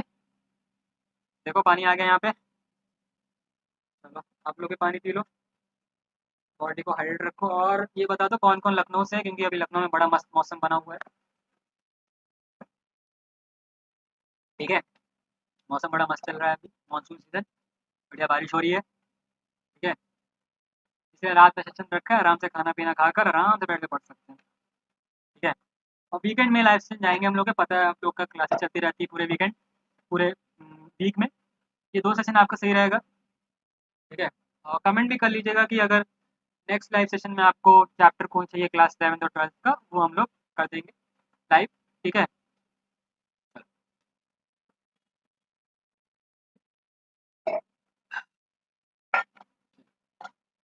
पानी पी लिए, आप गला साफ साफ। अब हम बात करते हैं पॉलिनेशन। तो भैया आज ही एक शॉर्ट गया है पॉलिनेशन के बारे में। ठीक है, आई होप आपने वो शॉर्ट देखा होगा। ठीक है, तो अगर नहीं देखा तो जाके देख लीजिए। ठीक है, पॉलिनेशन के बारे में एक शॉर्ट डाला था आज हम लोग ने। ठीक है, पॉलिनेशन होता कैसे है उसमें थोड़ा सा बताया गया है, यहाँ पर हम लोग डिटेल में समझेंगे पॉलिनेशन होता क्या है। ठीक है, अगर आप वो वीडियो देखकर यहाँ पर आए तो अच्छी बात है, आपको अच्छी तरह पॉलिनेशन समझ आए। शॉर्ट वीडियो में 50 सेकंड के अंदर समझाया है भाई। ठीक है, ज़्यादा है भी नहीं, यहाँ पर लोग डिटेल में स्टडी करें, पूरा अच्छे से निचोड़ लेंगे पॉलिनेशन। चल, in the preceding section you have learned that the male and female gametes in flowering plants are produced in the pollen grain and embryo, respectively. As both type of gametes are non-motile, they have to be brought together for fertilization to occur. अब यहाँ पर बोला क्या था कि preceding section में हम लोग ने अभी देखा कि मेल गैमीट और फीमेल गैमीट किसी भी फ्लावरिंग प्लांट के अंदर कैसे बनते हैं, पॉलन ग्रेन और एम्ब्रियो सैक के अंदर। ठीक है, पॉलन ग्रेन के अंदर आपके हम लोग ने देखा था कि एक जनरेटिव सेल होता है। ठीक है, पॉलन ग्रेन के अंदर हम लोग देखा था एक जनरेटिव सेल होता है और एक आपका होता है वेजिटेटिव सेल। जनरेटिव सेल आगे जाकर क्या करता है, माइटोटिक डिवीजन करता है और 2 मेल गैमीट में डिवाइड हो जाता है। और ये जो 3 सेल वाला स्टेज है, एक मेल गैम 2 मेल गैमीट और एक वेजिटेटिव सेल, ये आपका 40% एंजियोस्पर्म में देखा जाता है और 60% एंजियोस्पर्म में आपका क्या हो जाता है, 2 सेल स्टेज में ही शेड हो जाता है। इतनी हम बात कर चुके हैं अपने प्रीवियस लेक्चर्स के अंदर। ठीक है, अभी हम लोगों ने देखा कि एम्ब्रियो सैक के अंदर क्या है, फीमेल गैमीट बैठी हुई।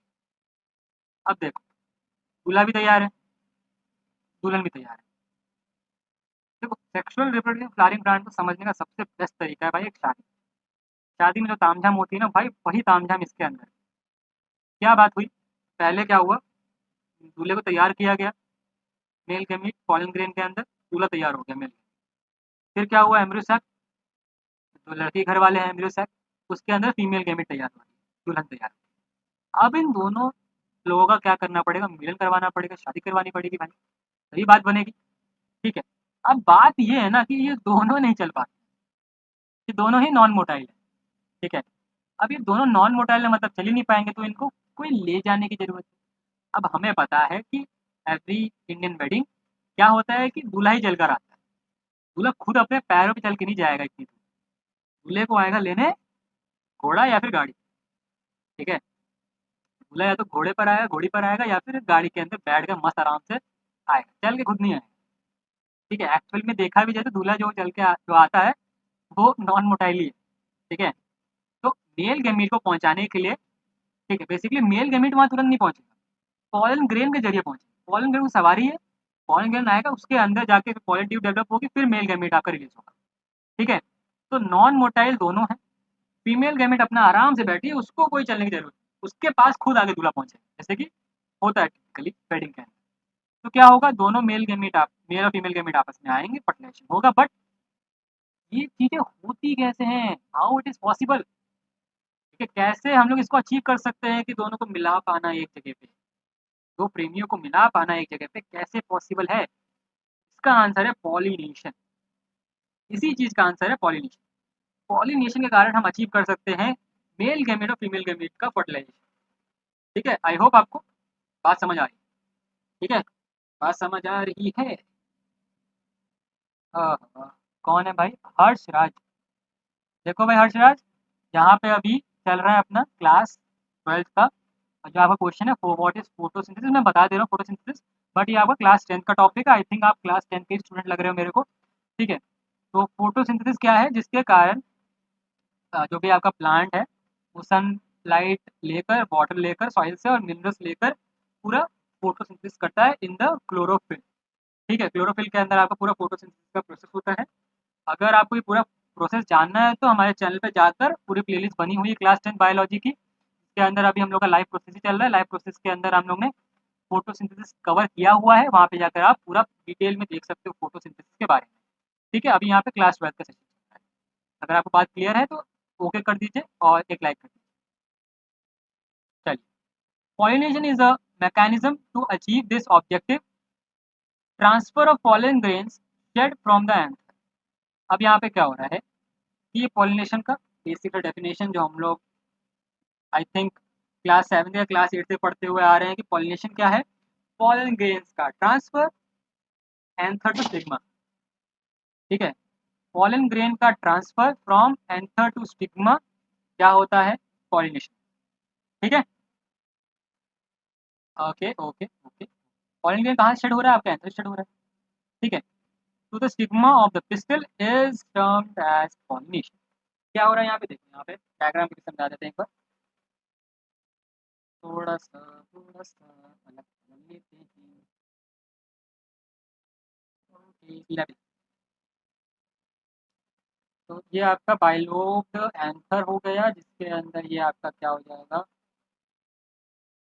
ये आपके पास मौजूद है फिलामेंट, ऊपर एंथर नीचे फिलामेंट, और ये हो जाएगा थैलेमस।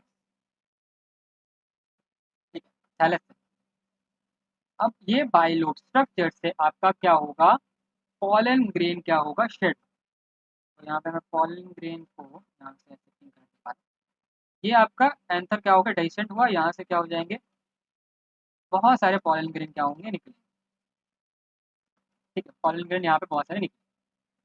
अब ये पॉलन ग्रेन क्या होगा, कोई भी पॉलिनेटिंग एजेंट आएगा, हवा हो गया, पानी हो गया, आपके हनी बीज हो गए, बटरफ्लाइज हो गए, चिड़िया हो गए, ये सब आकर क्या करेंगे, पॉलन ग्रेन उनके शरीर के ऊपर चिपक जाएगा।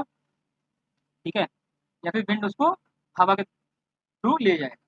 जाएगा कहाँ ये, अब ये जाएगा आपका स्टिग्मा के, डायरेक्ट आपका ओवरी के अंदर नहीं घुसेगा, पहला स्टिग्मा आएगा, मतलब हवाई यात्रा कर कर आपका क्या होगा, ये पॉलन ग्रेन स्टिग्मा के ऊपर जाकर पहले बैठे।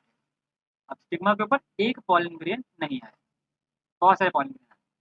अब ये पॉलन ग्रेन स्टिग्मा के ऊपर आएंगे, और उसके बाद आपका आगे का प्रोसेस, इतना प्रोसेस है आपका क्या, ये इतना प्रोसेस आपका पॉलिनेशन कहलाता है कि एंथर से स्टिग्मा तक पॉलन ग्रेन कैसे ट्रांसफर हो जाए, वो हमारी क्या है, हेडेक है। उसके बाद जो होना है उसके बाद, ठीक, ये ध्यान रखिएगा, सारे पॉलन ग्रेन जर्मिनेट नहीं होते हैं स्टिग्मा के, ठीक है, सारे पॉलन ग्रेन आपके स्टिग्मा के ऊपर जर्मिनेट नहीं होते, कुछ ही हो पाते।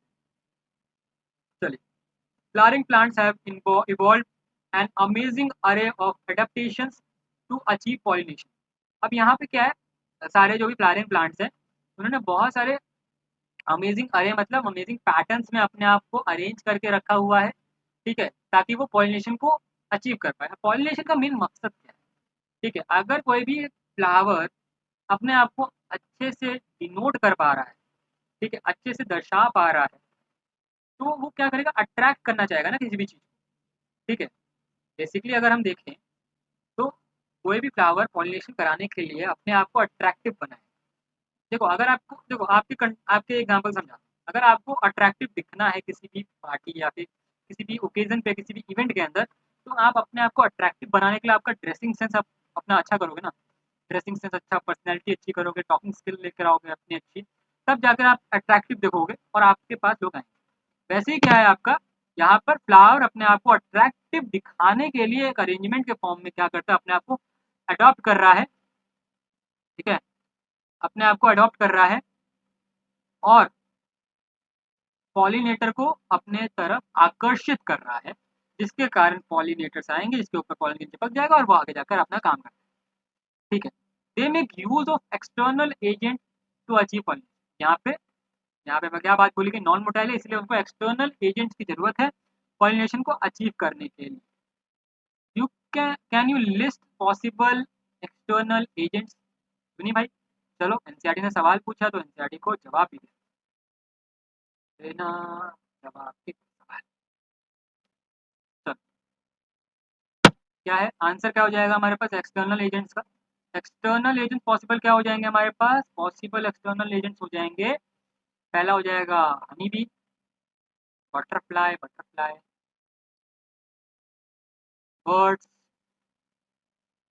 ठीक है, एनिमल्स, एनिमल्स तो ये है, ठीक है, विंड हो जाएगा आपके पास, वाटर हो जाएगा, ठीक है, और बेसिकली बाकी जितने भी एनिमल्स हैं, ठीक है, देखो ये सारे जितने भी कॉमन है, ये कॉमन एनिमल्स हैं जो ज़्यादा पॉलिनेटिंग एजेंट के तौर पे इस्तेमाल होते हैं।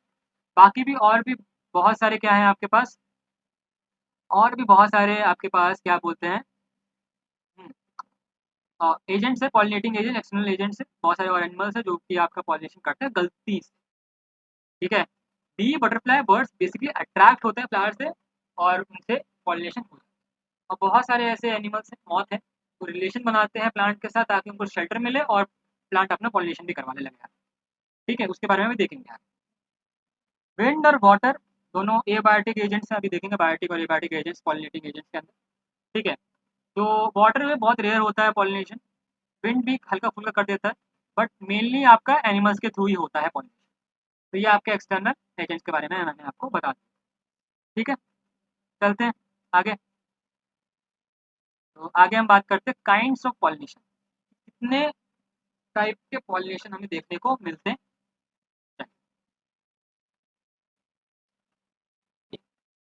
बात करते हैं अपन,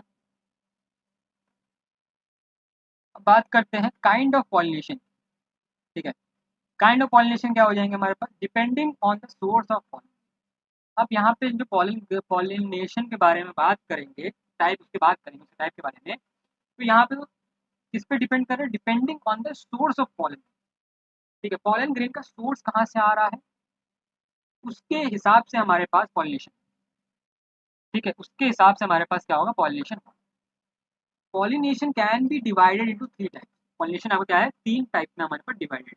यहाँ पहले तीन टाइप के बारे में लिख देता हूँ, उसके बाद हम लोग करके सबसे पहले डिस्कस, ऑटोगैमी, गाइटोनोगैमी, फिर आ जाएगा जीनोगैमी, ठीक है। तो यहाँ पे हमारे पास बात हो गई है जीनोगैमी।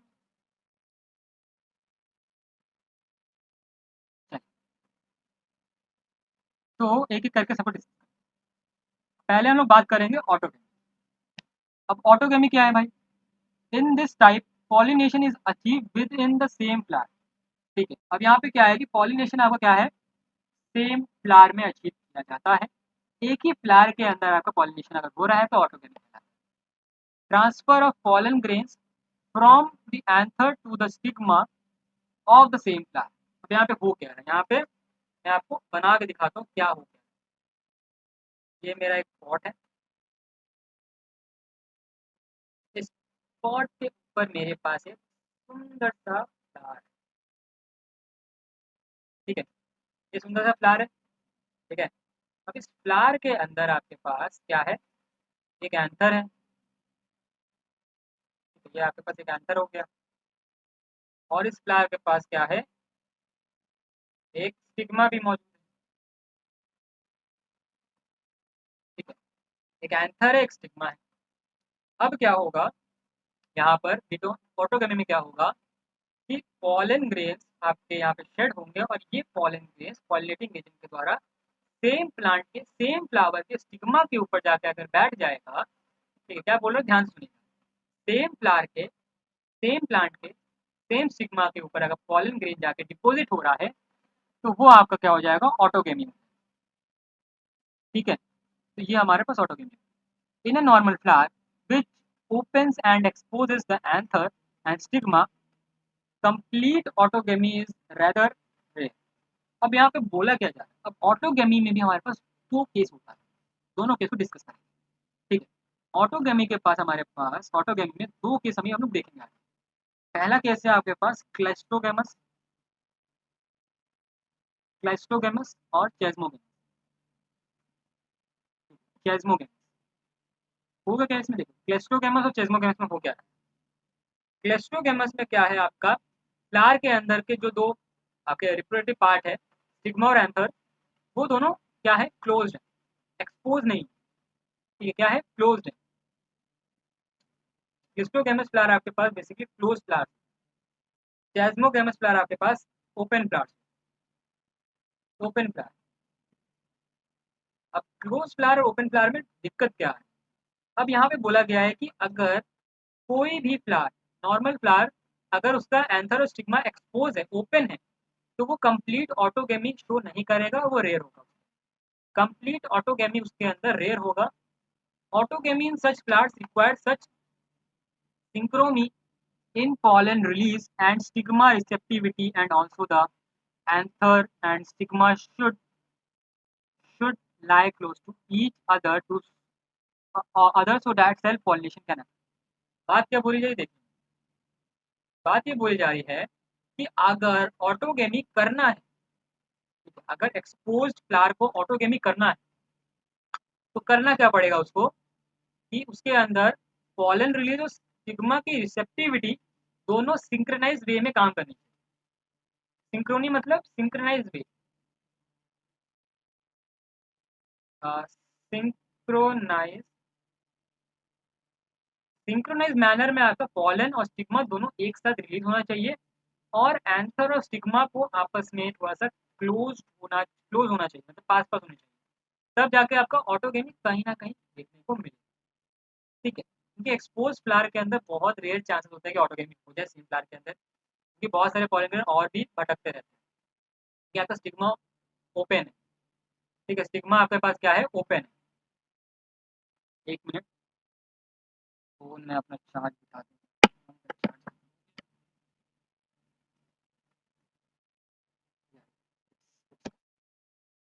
ठीक है, तो मज़ा आ रहा है, चलिए आगे चलते हैं, आगे चलते हैं, आगे चलते हैं, आगे चलते हैं।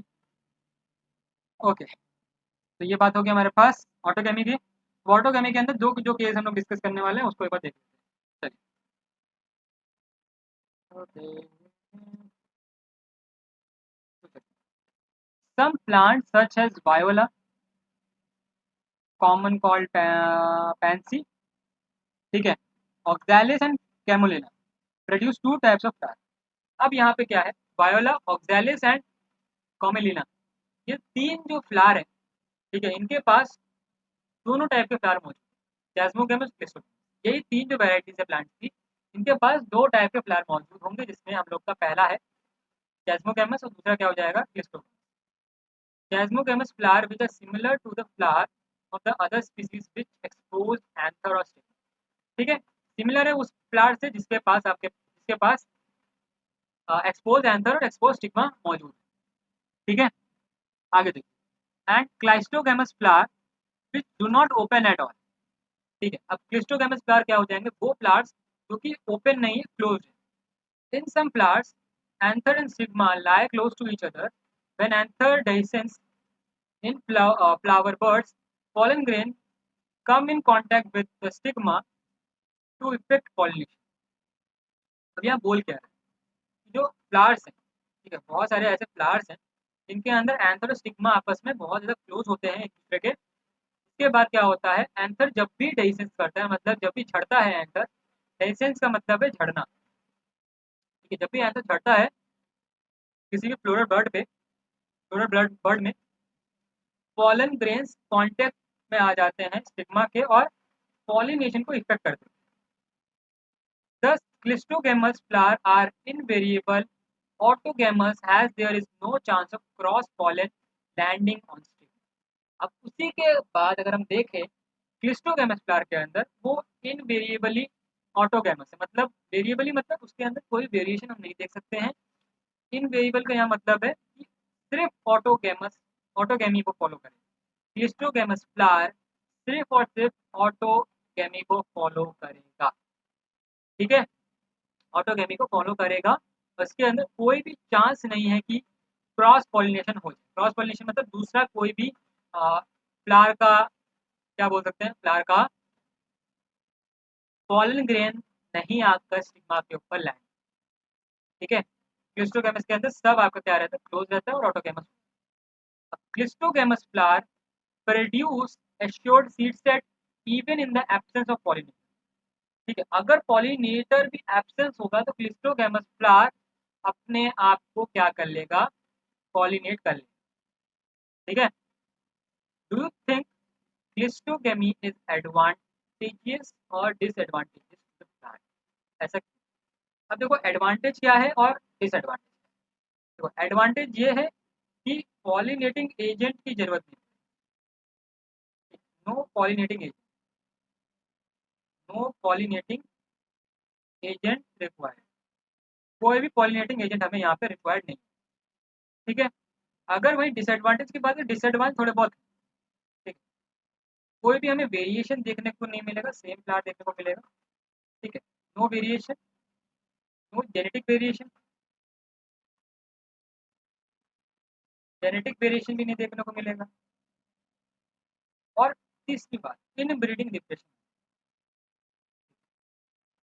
इन ब्रीडिंग डिप्रेशन, देखो ये जो ब्रीडिंग वाला जो केस है ना, बहुत सालों चलता है। हम लोग अपने फायदे के लिए इंसान नए नए ब्रीड बनाते रहते हैं। ठीक है, अगर ये ब्रीडिंग वाला सिलसिला नहीं होता तो I think we can not exist. ठीक है, क्योंकि हर लिविंग ऑर्गेनिज्म ब्रीड करता है। ठीक है, फ्लावर को बात कर लो, फ्लावर के बारे में हम देखेंगे, आउट ब्रीडिंग बैच के बारे में देखेंगे, या फिर डॉग्स में ही देख लो, बहुत सारे ब्रीड हम लोग बनाते हैं। या फिर हम लोग बहुत सारे ब्रीड को आपस में रिप्रोड्यूस करा कर एक नई ब्रीड का भी फॉर्मेशन करते हैं, जैसे कि टाइगर लायन का भी ब्रीड बना चुके हैं हम लोग, टाइगर। ठीक है, टाइगॉन भी बना चुके हैं, टाइगर और लायन का ब्रीड। तो ऐसे अगर ब्रीडिंग करते रहेंगे तो हमें एक बेहतरीन ऑर्गेनिज्म मिलेगा जो कि दोनों जेनेटिक्स को फॉलो करेगा। मान लो एक अगर ब्रीडिंग ना करे, सेम फ्लावर कब तक अपने आप को रख पाएगा जिंदा। ठीक है, वेरिएशन नहीं आएगा तो इवोल्यूशन। तो इवॉल्व करने के लिए वेरिएशन लाना जरूरी है, ताकि जो भी लिविंग ऑर्गेनिज्म वो टिक सके इन्वायरमेंट। ठीक है, तो इन ब्रीडिंग डिप्रेशन आ जाता है अगर आपका क्लिस्टोगैमस फ्लावर हुआ और उसके अंदर क्रॉस पॉलिनेशन नहीं हुआ, तो इन ब्रीडिंग डिप्रेशन भी हमें देखने को मिल सकता है। तो कोई नया वेरिएशन नहीं देखने को मिलेगा, ना जेनेटिकली ना कि फिजिकली। ठीक है, तो ये हमारे पास डिसएडवांटेज। चलिए आगे चलते हैं, आगे हम बात करते हैं बाकी दो टाइप ऑफ पॉलिनेशन। पहला हमारे पास क्या आ जाएगा, गिटोनोगेमी। गिटोनोगेमी क्या कहते हैं कि transfer of pollen grain from the anther to stigma of another flower of the same plant. ठीक है, तो पॉलन ग्रेन का transfer from anther to stigma एक दूसरे फ्लावर का एक सेम प्लांट है। ठीक है, अब यहाँ पे बात क्या बोली जा रही है, इस प्लांट तो सेम है, एक ही प्लांट है, उस प्लांट के दो अलग अलग फ्लावर के बीच में पॉलिनेशन। ठीक है, एक ही प्लांट है, उन प्लांट के अंदर दो अलग अलग फ्लावर के बीच के अंदर एंथर और स्टिग्मा का पॉलिनेशन हो रहा है। ठीक है, उसको ही हम क्या बोलेंगे, गाइटोनोगेमी बोलेंगे। ठीक है, although geitonogamy is functionally cross pollination involving a pollinating agent. Genetically it is similar to the autogamy since the pollen grains come from the same plant. बोला क्या जा रहा है यहाँ पर कि अगर फंक्शनली अगर हम बात करें तो फंक्शनली अगर देखें तो फंक्शनली गाइटोनोगेमी यहाँ पर क्रॉस पॉलिनेशन ही है। बट अगर हम जेनेटिकली बात करें, ठीक है, जेनेटिकली बात करें तो ये ऑटोगेमी को डिनोट करता है। जेनेटिकली आपका पॉली सॉरी जेनेटिकली आपका जो भी गाइटोनोगेमी है वो ऑटोगेमी है, क्योंकि अगर जीन्स देखा जाए तो सेम फ्लावर ही तो है, दोनों सेम फ्लावर ही तो है, सेम प्लांट के तो फ्लावर है दोनों, दोनों फ्लावर का जेनेटिक मटेरियल सेम है। बट क्रॉस पॉलिनेशन किससे कह रहे हैं, क्योंकि एक फ्लावर से दूसरे फ्लावर में आया, एक फ्लावर का पॉलिनेशन दूसरे फ्लावर में आया, तो इसलिए हम उसको क्या फंक्शनली क्या बोल रहे हैं, क्रॉस पॉलिनेशन बोल रहे हैं, बट जेनेटिकली क्या बोल रहे हैं, ऑटोगेमी बोल रहे हैं। यहाँ पर भी आपको थोड़ा सा कंफ्यूजन हो सकता है, तो इस कंफ्यूजन को क्लियर करना। ठीक है, कोई अगर डाउट आ रहा हो तो प्लीज़ कमेंट सेक्शन में बता दीजिएगा और चैनल को सब्सक्राइब कर दीजिए और वीडियो को लाइक कर दीजिए और सेशन को शेयर करते रहिए। ठीक है, चलिए आगे चलते हैं, बात करते हैं जीनोकेमी। जीनोकेमी क्या कहते हैं, transfer of pollen grain from anther to stigma of different plant. This is the only type of pollination which during pollination brings genetically different type of pollen grain to the stigma। अब यहाँ पे क्या बोला जा रहा है कि जो जीनोगेमी है इसमें टोटल डिफरेंट, इसमें डिफरेंट प्लांट भी हैं दो और डिफरेंट फ्लावर्स भी हैं। तो दो डिफरेंट प्लांट के फ्लावर्स आपस में जब पॉलिनेशन करते हैं तो वो पॉलिनेशन आपका जीनोगेमी कहलाता है। ठीक है, जीनोगेमी है कहलाता है। अब ये जो जीनोगेमी है ये बेसिकली जेनेटिकली आपका क्या करता है, जेनेटिकली आपका वेरिएशन लेकर आता है। ठीक है, जेनेटिकली डिफरेंट पॉलन ग्रेन को स्टिग्मा तक पहुंचाता है। ठीक है, आई थिंक आपको यहाँ तक सब कुछ क्लियर होगा, वर्ड बाय वर्ड पूरा एनसीईआरटी चल रहा है। यहाँ पे डायग्राम आप देख सकते हो, तो यहाँ पे डायग्राम हमारे पास जो गिवन था, पहला सेल्फ पॉलिनेटिंग फ्लावर्स, फिर क्रॉस पॉलिनेटिंग फ्लावर, फिर क्लिस्टोकैमस फ्लावर और फ्लावर। ठीक, ये आपका सेल्फ पॉलिनेटिव फ्लावर फ्लावर है। ठीक है, एक ही फ्लावर के अंदर आपका पॉलिनेशन हो रहा है, यहाँ पे क्लिस्टोकैमस सॉरी क्रॉस पॉलिनेशन फ्लावर है ये सनफ्लावर। ठीक है, फिर आपके पास यहाँ पर दिख रहा है क्या, क्लिस्टोकैमस और चेस्मोकैमस फ्लावर दोनों यहाँ पर। ठीक है, क्लिस्टोकैमस फ्लावर आपको दिख रहा है यहाँ पे क्लोज्ड है और चेस्मोकैमस फ्लावर आपको यहाँ पे ओपन दिख रहा है। ठीक है, अब हम बात करेंगे आगे इसके बारे में, एजेंट्स ऑफ पॉलिनेशन। ठीक है, अब हम बात करेंगे agents of pollination. Agents of pollination की हम बात करेंगे, plants use two biotic and one two abiotic और one biotic agents to achieve pollination. क्या बात कर रहे हैं हम, ठीक है, तो क्या बात कर रहे हैं हम लोग, प्लांट हम लोग का क्या यूज करता है, दो बायोटिक एबायोटिक एजेंट जिसकी विंड और वाटर, और एक बायोटिक एजेंट जो कि आपका एनिमल है, ताकि पॉलिनेशन हम क्या कर सके, अचीव कर सके। Majority of plant use biotic agents for pollination. बहुत सारे ऐसे प्लांट्स हैं जो बायोटिक एजेंट्स का यूज करते हैं पॉलिनेशन के लिए, और बहुत ही स्मॉल प्रोपोर्शन में आपका प्लांट जो होता है एबायोटिक एजेंट्स का यूज करता है। pollen grains coming in contact with the stigma is a chance factor in both water and wind। अब यहाँ पे क्या है कि pollen grain अगर हमारा स्टिग्मा से कांटेक्ट करता है इन विंड और वाटर पॉलिनेशन के द्वारा, तो बहुत ही रेयर चांस है कि वो पॉलिनेट। ठीक है, to compensate from this uncertainties and associated loss of pollen grain, the flowers produce enormous amount of pollen when compared to the number of ovules available for pollination। यहाँ क्या बोला गया है कि इसी चीज कंपनसेट करने के लिए, सर्टेन अनसर्टेनिटी को कंपनसेट करने के लिए पॉलन ग्रेन लार्ज अमाउंट में रिलीज करता है फ्लावर्स, अगर हम कंपेयर करें इसको ओव्यूल से, ओव्यूल हमारा एक ही होता है, एक बार पॉलन ग्रेन बहुत सारे होते हैं ताकि पॉलिनेशन हो जाए। चलिए इसी के साथ आज का लाइव सेशन हम यहीं पर एंड करते हैं, ठीक है। और इसका सेकंड पार्ट हम लोग नेक्स्ट सैटरडे कंटिन्यू करेंगे। तब तक के लिए मिलते हैं आपको नेक्स्ट सेशन में, और लेक्चर्स आपके डेली बेसिस पे जाते रहेंगे। तो लाइक और शेयर कर दीजिएगा सेशन को, और मिलते हैं आपको नेक्स्ट सेशन में नेक्स्ट सैटरडे। तब तक के लिए बाय।